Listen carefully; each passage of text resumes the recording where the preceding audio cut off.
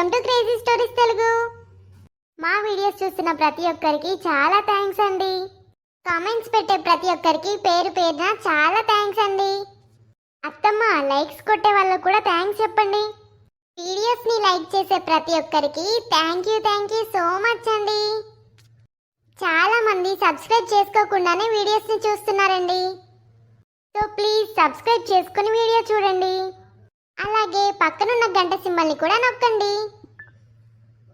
Late చేయకుండా వీడియోలోకి వెళ్ళి చూసేద్దాం. ఓసే వాణి ఇట్రా, ఇంట్లో ఉల్లిపాయలు అయిపోయాయి, మార్కెట్కి వెళ్ళి తీసుకురా. ఇదిగో డబ్బులు. సరే అత్తయ్య. అత్తయ్య ఇదిగో ఉల్లిపాయలు, మిగిలిన డబ్బులు.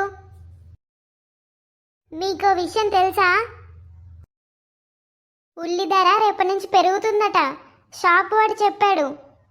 ఓసే తింగర్దానా, అలాంటప్పుడు మిగిలిన డబ్బులతో కూడా ఉల్లిపాయలు తీసుకురావచ్చు కదే, అప్పుడు మనకి డబ్బులు ఆదా అయ్యాయి కదా.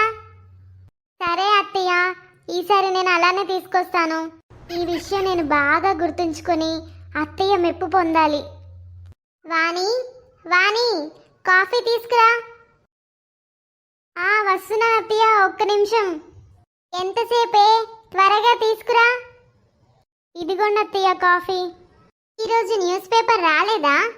రాలేదత్తయ్య. పొద్దున్నే కాఫీ తాగుతూ నాకు న్యూస్ పేపర్ చదవడం అలవాటని నీకు తెలుసు కదా. వెంటనే బజార్కి వెళ్ళి పేపర్ తీసుకురాపో. సరే అత్తయ్య. ఇదిగోండి అత్తయ్య పేపర్లు. రేపటి నుంచి పేపర్ ధర కూడా పెరుగుతుందట, అందుకే 10 రోజులకు సరిపడా 10 కాపీలు తెచ్చాను. ఒసేయ్, నీ తెలివి తెల్లారినట్టే ఉంది. ఒకే పేపర్ 10 కాపీలు ఎందుకే? డబ్బంతా నాశనం చేస్తున్నావు కదే. మీరే కదా ఎక్కువ తెస్తే డబ్బు ఆదా అవుతుందన్నారు. ఎక్కువ తెస్తే ఎందుకు తెచ్చావంటారు, తీసుకురాకపోతే ఎందుకు తీసుకురాలేదంటారు. ఇచ్చి రోజు నన్ను తిట్టడం మీకు అలవాటైపోయింది అత్తయ్య. వాణి వాణి చూడు ఏం తెచ్చాను. ఏంటత్తయ్య అది? ఇది బట్టలు ఉతకడానికి వాడే లిక్విడ్ డిటర్జెంట్. కొత్తగా మార్కెట్లోకి వచ్చింది, చాలా ఖరీదు. ఒక్క చుక్క వాడితే చాలు బట్టలు తలతల మెరిసిపోతాయి. అవునా? దాని మీద ఎలా వాడాలో రాసింది, సూచనలు చదువుకొని అలాగే వాడు. చాలా పొదుపుగా వాడాలి సుమా. అలాగే అత్తయ్య, సూచనలు బాగా చదివి అలాగే వాడతాను.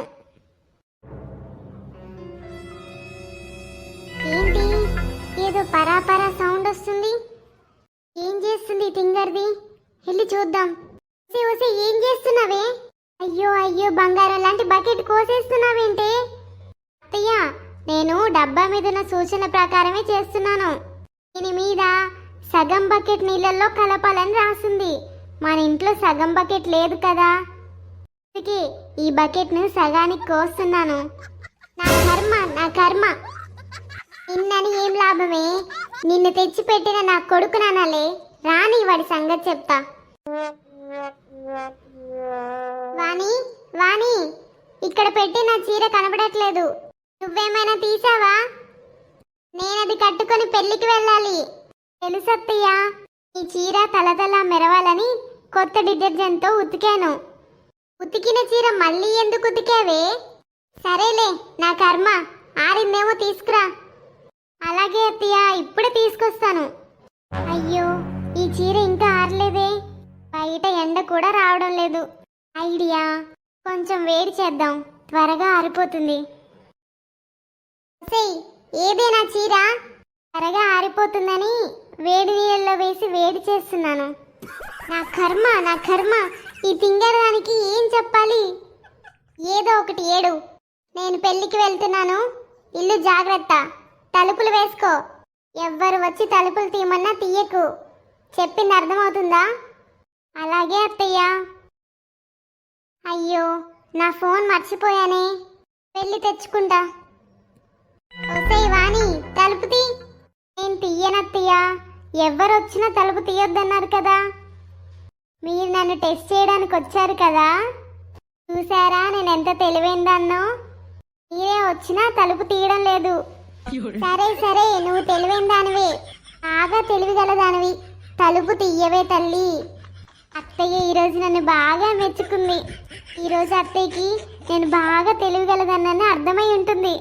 ఎలా ఉంది ఫ్రెండ్స్ మన వీడియో? వీడియో నచ్చితే తప్పకుండా లైక్ చేసి కామెంట్ చేయండి. ఇలాంటి కోడలు మీకు వస్తే మీరేం చేస్తారో చెప్పండి కామెంట్స్ లో.